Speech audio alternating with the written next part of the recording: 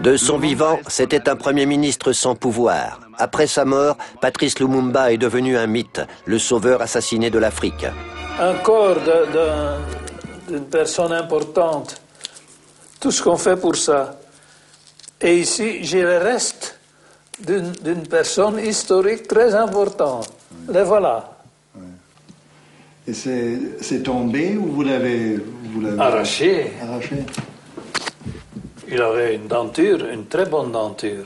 Oui, voilà. C'est couvert avec de l'or hein, derrière. Donc un dentiste, c'est identifié ça. Hein. Il m'a déjà fait jurer beaucoup à ce Lumumba, il me fait encore jurer maintenant. Qu'est-ce qu'il vous a fait jurer? Lumumba? Oui. Réfléchissez qu'on vient de vous dire on a tué Lumumba et maintenant vous devez le faire disparaître. Dans un pays qui n'est pas le vôtre. Ah. Oh. Vous voulez un couteau?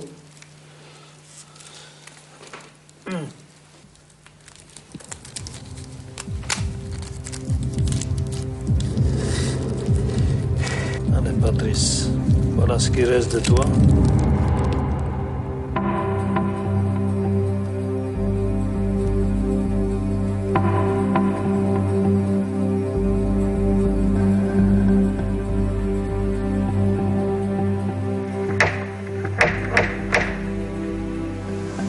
Comment et surtout pourquoi Patrice Lumumba a-t-il été assassiné il y a 40 ans?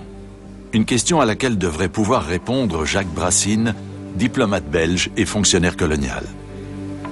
Il était dangereux dans ce sens pour nous qu'il n'était pas susceptible, disons, d'être ouvert à des solutions parfois que nous aurions aimé voir réalisées. Louis Marlière, colonel des services secrets belges, a lui aussi joué un rôle clé dans la chute de l'homme politique congolais. Il vit aujourd'hui à Spa, en Belgique. Lumumba a choisi le mauvais camp. Hein. Et bien sûr, il était plus ou moins communiste. Enfin, hein. Il a choisi le camp plutôt des Russes que de l'Occident. En Virginie, nous rencontrons Larry Devlin, un agent de la CIA, chargé à l'époque par le gouvernement américain d'assassiner Patrice Lumumba. Lumumba représentait un danger pour le Congo et pour le reste du monde, dans la mesure où il permettait aux Soviétiques de prendre le pouvoir au Congo. 40 ans plus tard, le pays sur le Grand Fleuve est un État à l'économie ruinée et déchiré par la guerre civile. L'actuelle ministre congolaise de la Culture est la fille de l'ancien Premier ministre Lumumba. Lumumba est devenu le symbole du nationalisme de ce pays. Il est devenu le symbole de la lutte pour l'indépendance. Donc, et comme il a eu aussi une mort tragique, hein, pour ses idéaux, pour se sacrifier, aller jusqu'au bout, je crois que c'est ça qui reste. La résidence de Lumumba à Kinshasa, ex-Léopoldville.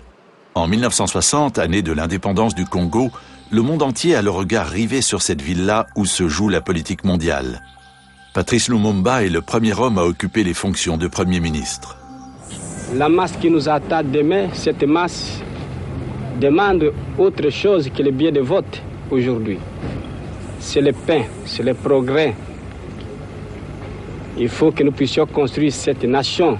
Nous devons compter sur l'apport des capitaux. L'espace d'un été, le Congo fait la une des journaux.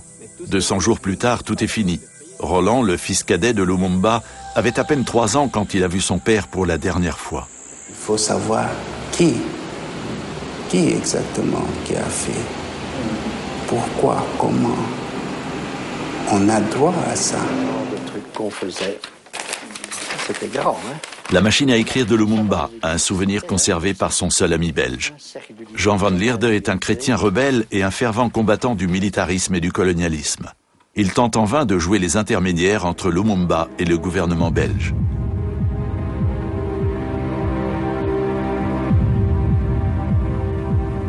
Et Patrice était tellement un homme libre que pour les gens, c'était tellement original de voir un nègre qui léchait pas les pieds des hommes coloniaux et des colons et des autres, que instinctivement il devenait comme une menace. Et c'est ça, cette liberté-là, qui a fait de lui, finalement, une espèce de météore qui passe dans le ciel et puis qui disparaît très vite. Le cœur des ténèbres. C'est ainsi que les premiers explorateurs européens surnomment le Congo. En 1955, lors de la visite du roi Baudouin, le monde colonial semble encore intact. Mais les 80 années de domination belge ont coûté la vie à plusieurs millions de Congolais. Dans ce film d'actualité, on aperçoit Patrice Lumumba à l'arrière-plan. En l'espace de 5 ans, cet employé des postes inconnus devient le chef d'un mouvement d'indépendance que rien ne pourra plus arrêter. L'objectif que nous poursuivons, c'est la libération du Congo du régime colonialiste. C'est l'émancipation totale du pays. Nous sommes certains que nous saurons très bien marcher, parce que cette indépendance du Congo ne signifie pas chasser les Belges du Congo ou nous séparer de la Belgique. Mais au contraire, nous voulons constituer un gouvernement souverain, où chacun aura sa place, où les Congolais et les Belges pourront travailler main dans la main au service de la nation congolaise. À la surprise générale, le parti de Lumumba, le mouvement national congolais, remporte les premières élections libres. Les Belges lui cèdent le pouvoir à contre-cœur. Nous avons l'honneur de présenter devant le Parlement du Congo les premiers gouvernements congolais constitués comme suit. Premier ministre et ministre de la Défense nationale. C'est votre serviteur Lumumba. La cérémonie d'accession à l'indépendance est le théâtre d'un premier scandale. Messieurs, l'indépendance du Congo constitue l'aboutissement de l'œuvre conçue par le génie du roi Léopold II. Le roi Baudouin fait un discours dans lequel il magnifie le rôle de la Belgique et il dit tout ce que la Belgique a apporté au Congo, et il dit aussi qu'on est arrivé à un moment où la Belgique décide de donner l'indépendance au Congo, qu'il est venu pour ça et c'est très bien. Ça c'est un discours, disons que je dirais, classique dans les circonstances. Kasavubu fait un discours. Et pendant que ces deux parlent, je vois encore Patrice corriger un texte. Il corrigeait encore un texte. Le discours de Lumumba n'était pas prévu. Donc, la presse internationale est là, tout d'un coup il se lève, il va à la tribune, il prononce un discours. Combattant de l'indépendance, aujourd'hui victorieux, je vous salue au nom du gouvernement congolais. Nous avons connu les ironies, les insultes, les coups que nous devions subir matin, midi et soir, parce que nous étions des nègres. Nous avons connu que la loi n'était jamais la même, selon qu'il s'agissait d'un blanc ou d'un noir. Qui oubliera les fusillades? Les cachons furent brutalement jetés. Ceux qui ne voulaient plus se soumettre au régime d'injustice, d'oppression et d'exploitation. Ça, c'est vraiment le moment de ce fameux discours du 30 juin 1960. Beaucoup de gens alors ont dit il a signé son arrêt de mort avec ce discours, puisque le gouvernement belge alors, qui ne voulait pas de lui, pas seulement à cause du discours du 30 juin, mais parce qu'il était Patrice Lumumba et que ça ne coïncidait pas avec l'espérance des Belges, ni avec celle des Américains, ni avec celle, enfin, de beaucoup de gens du monde des affaires. 5 jours après la proclamation de l'État, une révolte éclate au sein de l'armée. Les soldats noirs se rebellent contre les officiers belges qui refusent de quitter leurs fonctions. La crise du Congo fait la une de la presse mondiale. Au Katanga, une province riche en cuivre, l'opposant de Patrice Lumumba, Moïse Tshombe, appelle les Belges à la rescousse pour désarmer ses propres troupes. 10 jours après leur départ, les soldats coloniaux retournent en triomphe dans l'ancienne colonie.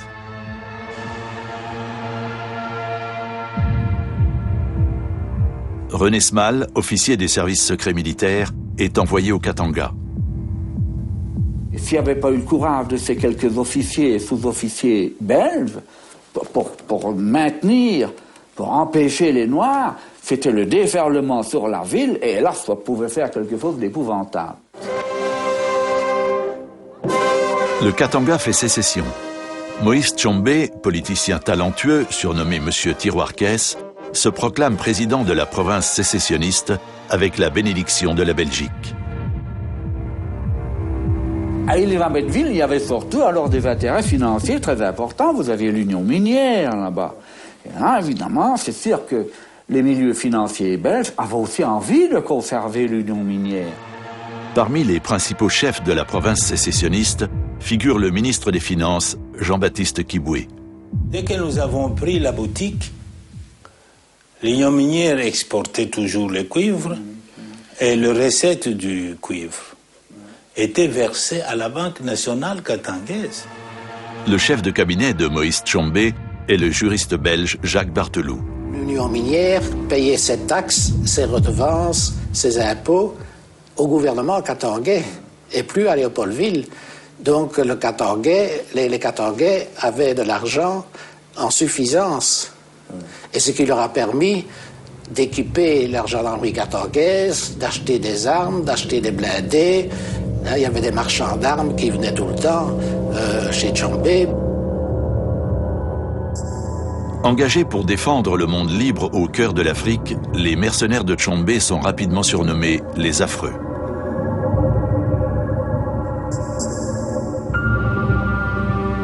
À Léopoldville, la capitale du Congo, c'est la colère et la déception.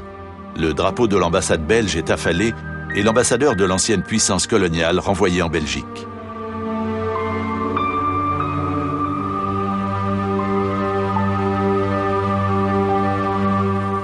Les complots étaient déjà faits. Les plans étaient déjà établis. C'est d'imposer un gouvernement contre la volonté du peuple.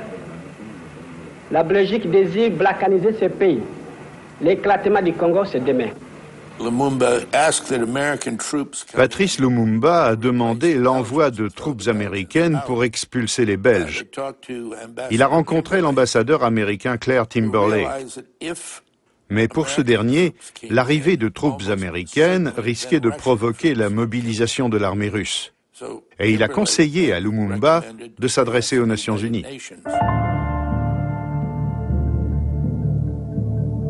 Il s'ensuit une mascarade de grande envergure. Des avions américains sont repeints en toute hâte pour transporter des casques bleus au Congo. Lumumba et son gouvernement ont fait appel aux soldats de la paix pour qu'ils mettent un terme à la sécession du Katanga. Mais les Nations Unies n'interviennent pas auprès de Tchombé ni dans la province séparatiste. Le conseiller militaire de Dakamarjeld, le général indien Indar Riquier, est dépêché au Congo. Monsieur Lumumba, Monsieur Kasavubu et les chefs des différents mouvements du Congo avaient une idée complètement fausse de ce que les Nations Unies devaient y faire.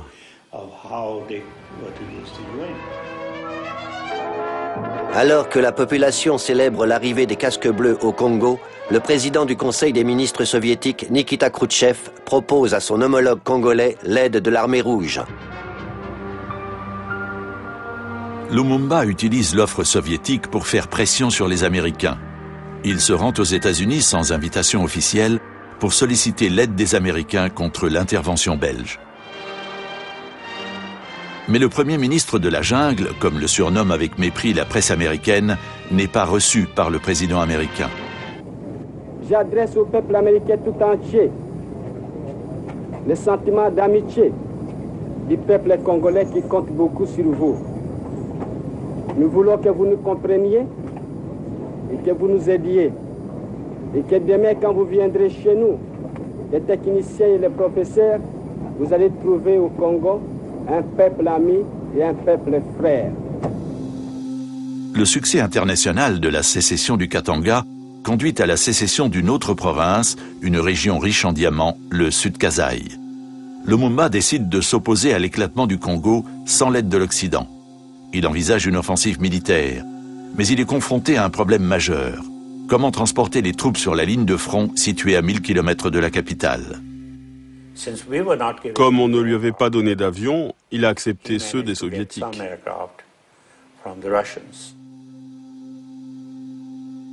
L'opération militaire est une réussite, mais Patrice Lumumba vient de signer son deuxième arrêt de mort, cette fois du côté américain.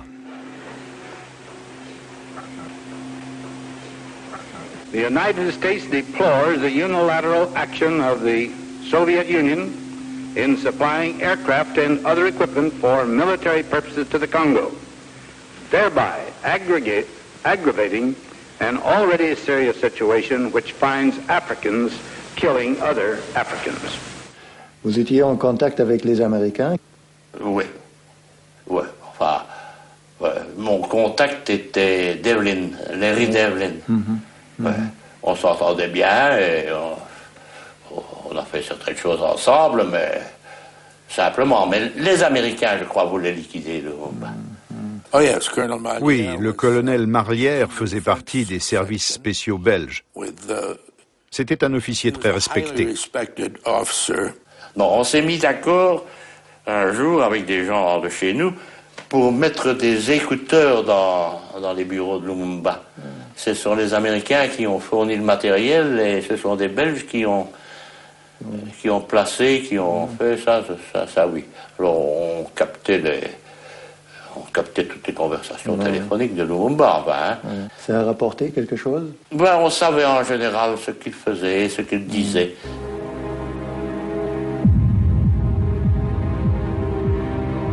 Au cours de conférences de presse, Lumumba tente en vain de gagner l'opinion publique à sa cause. Juliana, la fille de Lumumba, a assisté à plusieurs de ces conférences. J'étais tout le temps avec mon père. Souvent, j'étais la seule autorisée quand il travaillait ses discours. Donc je m'asseyais calmement et j'étais avec papa, c'est tout. Dans la presse belge, on le montrait Satan carrément avec des cornes et tout ça, le communiste. Parce que simplement, il disait quelque chose qui était l'aspiration de la majorité des gens, mais qui n'était absolument pas dans la mentalité ni dans le vouloir de la puissance coloniale de cette époque-là. Qu'il voulait que l'homme noir et l'homme congolais soient un homme digne d'abord de sa propre culture, et il croyait en cet homme-là. Nous voulons être indépendants, oui, nous voulons, mais dans l'égalité et dans le respect. Je crois que c'est pour ça qu'on a toujours dit qu'il était intransigeant. Êtes-vous communiste, monsieur Lumumba? Je dois toujours rire quand on me pose cette question. Je ne suis pas du tout communiste. Vous savez qu'on m'a souvent présenté comme communiste, anti-blanc, anti-belge, l'homme qui veut détruire. Absolument pas. Je suis simplement un nationaliste, un leader nationaliste qui lutte pour un idéal. Je ne suis pas du tout communiste et je ne le deviendrai jamais. L'agent de la CIA, Larry Devlin, reçoit $100 000 de la centrale. Sa mission, faire de l'élimination de Lumumba une priorité qui doit guider ses opérations secrètes. J'ai reçu un câble me signalant l'arrivée d'un officier supérieur chargé de me donner des instructions précises.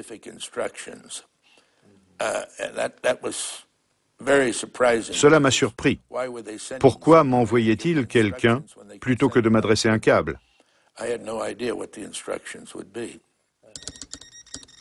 Les télégrammes belges mentionnent une mystérieuse opération Barracuda et l'arrivée de 2 enfants.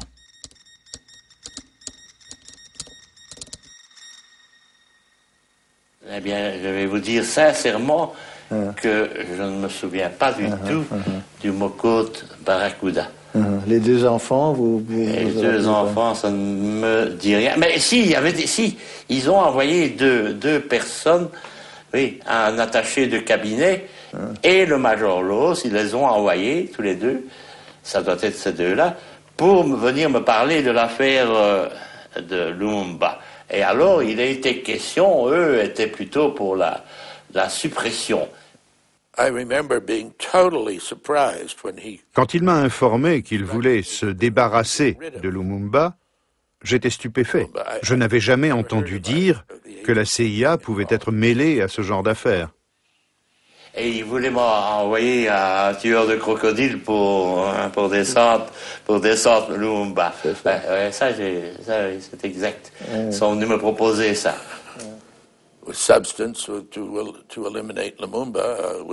La substance prévue pour éliminer Lumumba était du dentifrice empoisonné, qui devait déclencher une maladie qui ressemble à la polio.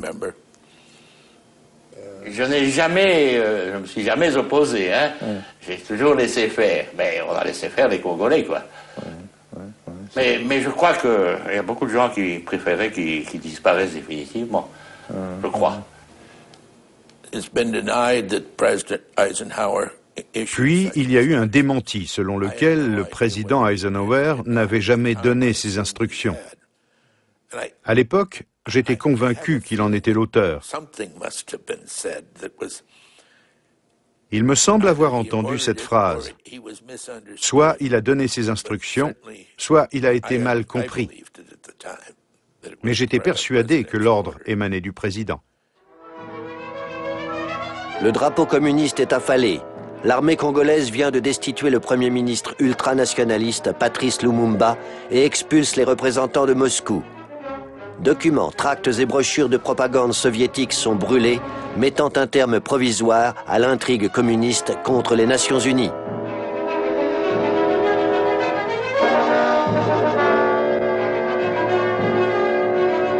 Âgé de 30 ans, le général Joseph Désiré Mobutu se présente comme le nouvel homme fort de la jeune République. Il bénéficie du soutien de la majorité des troupes congolaises. Mobutu est un proche de Lumumba qu'il a nommé chef des armées quelques semaines auparavant. Pourtant, c'est Mobutu qui annonce la destitution du Premier ministre. Le général putschiste Mobutu est l'arme secrète de l'Occident contre Lumumba. Parmi ses conseillers les plus influents figure un officier des services spéciaux, le colonel Marlière. Mobutu était, disons, pro-occidental, hein, c'est sûr. Il était surtout manipulé par les Américains aussi. Hein. Il voulait traiter avec les États-Unis. Et j'étais son interlocuteur.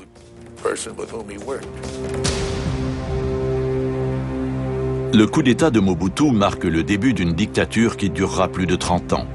Mobutu bénéficie du soutien de la Belgique, des États-Unis et même des Nations Unies.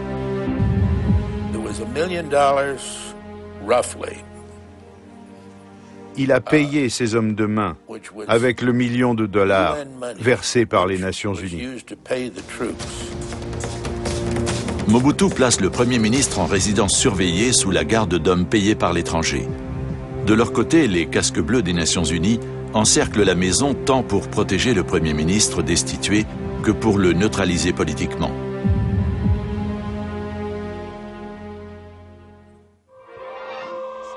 Désormais, 2 gouvernements congolais demandent la reconnaissance de l'Assemblée générale des Nations Unies. Le secrétaire général, Daka Marjold, soutient les putschistes. Grâce à une forte pression et à l'achat de voix, il parvient à briser la majorité favorable à Lumumba, formée par les pays du tiers-monde. La communauté internationale sanctionne la destitution de Patrice Lumumba. Lumumba parvient à échapper à la vigilance de ses gardiens. Avec sa famille, il tente de rejoindre en voiture Stanleyville, située à 2000 km, où s'est formé un contre-gouvernement qui lui est favorable. Mais sa popularité lui sera fatale. Dans tous les villages, il faisait un discours, et même dans les villages qui ne lui étaient pas favorables, il faisait des discours, et il était pris à son propre jeu, il voulait convaincre, et il était capable de le faire, mais à force de traîner, il a été rattrapé et emprisonné. Vous étiez sûr de le rattraper? Non, mais on avait mis tous les moyens en œuvre pour essayer de le rattraper. J'ai conseillé de bloquer les passages des fleuves. Lumumba était obligé de franchir un fleuve. Il suffisait de l'y attendre pour le cueillir. Le soir du 1er décembre 1960, Lumumba vient de traverser le Sankuru en bateau et semble en sécurité. Mais ses poursuivants ont repéré le bac sur lequel transite sa famille. 2 jours plus tard, à l'aéroport de Léopoldville.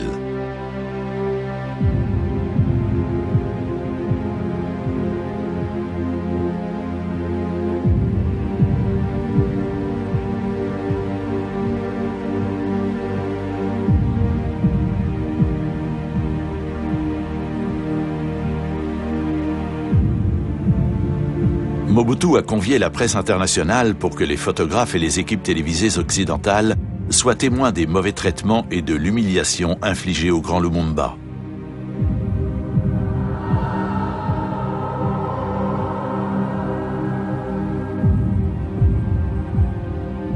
Pauline, la femme de Lumumba, avec Roland, son fils cadet. J'ai appris à grandir avec cette image que j'ai un père que je n'ai pas connu. Je l'ai connu à travers les autres, qu'il a une dimension qui est hors du commun.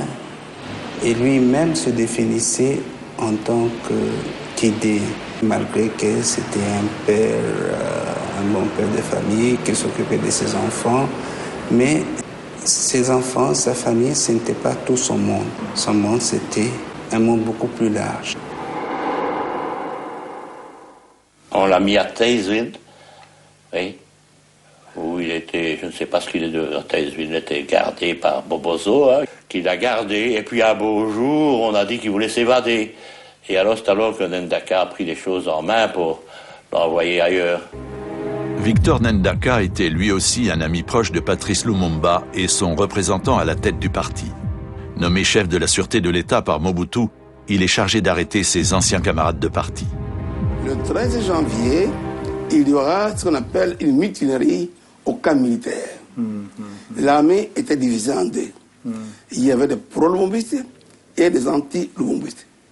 C'était un homme qui aurait été capable de retourner le camp Taysville et de... Il était capable de tout. C'était un très grand monsieur, Lumumba.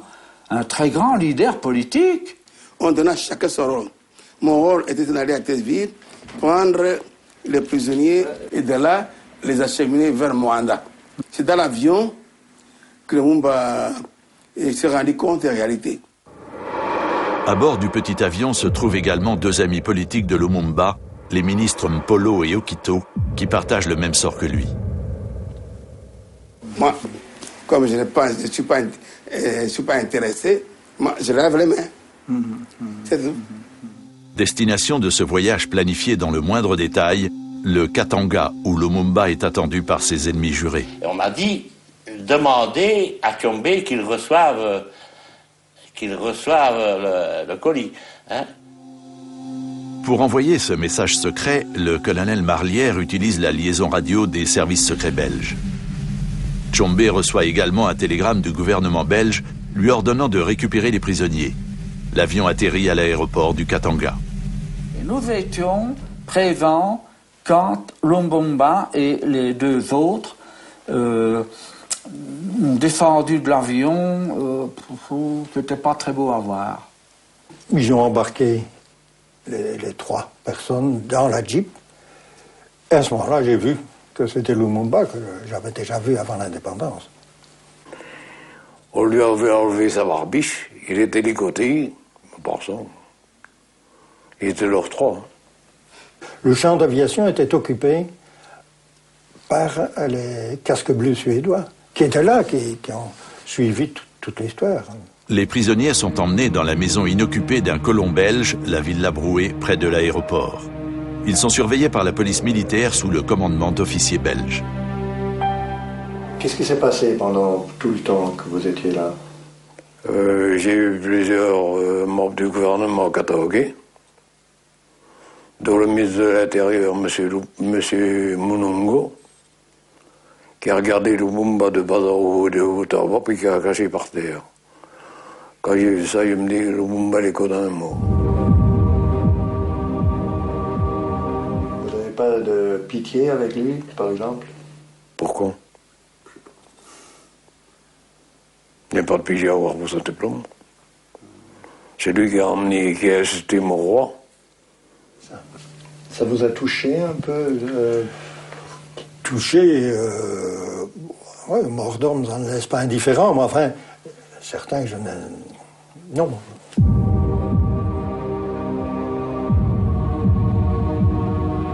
Moi, j'ai vu les Lumumba là-bas, en grandissant là-bas. Je lui ai rappelé une chose. Il me disait qu'écoute, Jean, quand j'arriverai au Katanga, nous allons écraser votre parti politique. Moi, je disais non, c'est toi que nous allons écraser. C'est ça ce qui m'a rappelé. Il dit voilà, moi j'arrive ici chez vous, vous m'avez écrasé effectivement. Dans l'après-midi, une pluie tropicale s'abat sur le Katanga.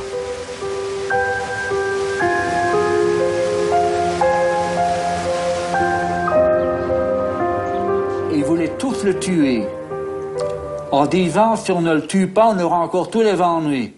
Ils avaient tenu leur fameux conseil de gouvernement qui avait décidé la mort de Lumumba. Ils avaient bu beaucoup pendant ce conseil, ils avaient bu beaucoup après. On les amenait à la présidence, chez Moïse. Ils faisaient, c'était le soir. C'était déjà vers 20h, 20h30. Et de la présidence, ils sont allés à l'endroit de l'exécution. 3 semaines plus tard, les journaux titrent « Lumumba et ses complices massacrés par des villageois ». Un mensonge parmi tant d'autres. Il faudra attendre plusieurs dizaines d'années pour que la vérité éclate au grand jour. Aucun des assassins ni des instigateurs du meurtre de Lumumba n'a jamais été poursuivi. La dernière lettre de Lumumba, rédigée en captivité. Je me rappelle souvent de la phrase dans cette lettre qui disait « À mes enfants que je laisse ». À mes enfants que je laisse et que je ne verrai plus, je voudrais dire que l'avenir du Congo est beau.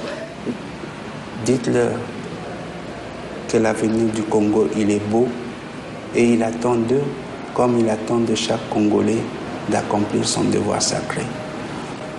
Et il y en a même qui croient qu'il va revenir, hein. Mais alors, il doit venir avec 2 dents de moins devant.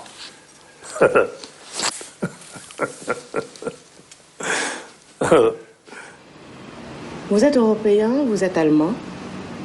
Je crois que cette image, je ne suis pas juive, je suis noire, ça rappelle l'Holocauste. On a brûlé des corps, on a pris leur graisse pour faire des engrais, on a pris les dents en or pour faire un trésor de guerre. Et vous appelez ça crime contre l'humanité.